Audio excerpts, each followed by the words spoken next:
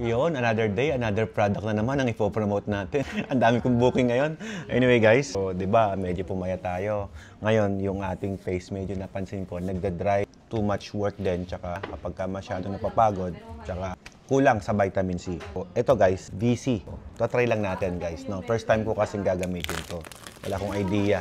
At hindi ako usually gumagamit ng mga toner. Ibig sabihin, first time ko. Tignan natin kung anong epekto sa mukha ko. Ayun, tignan nyo guys. Oh. Medyo, feeling ko rin naman parang dry talaga. Subukan natin to. Wala namang sinabing i-shake bago yung gamitin. Basta direkta lang daw, sabi sa instruction. Diretso dito sa cotton. May seal pa pala doon, sorry. Pero sabi ko nga sa inyo guys, first time. Sana naman hindi matuklap yung balat ko pag ginamit ko to.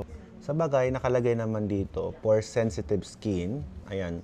Rich with vitamin C, shine with natural radiance. Whatever. Basta, gamitin lang natin. Testing. Aba, pwede. Aba, pwede nga. Vitamin C. Tingnan natin. Oh, natatanggal yung dumi ko sa mukha. Partida yan ha. Kakaligo ko lang. Subukan natin kung anong magiging resulta sa mukha natin. Hindi ko lalagyan ng filter to. Wala tayong babaguhin. Kung ano yung makapanood yun sa video, yun na yun. Wala namang magic, di ba? Tingnan natin. Parang okay naman. Siguro the best time na maglagay kayo ito bago ka matulog. Yan.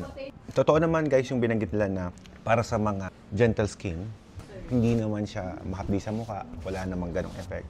Hindi rin kasi ako gumagamit ng ibang mga panlinis sa mukha. Okay naman siya. One thing na na-appreciate ko guys, ito.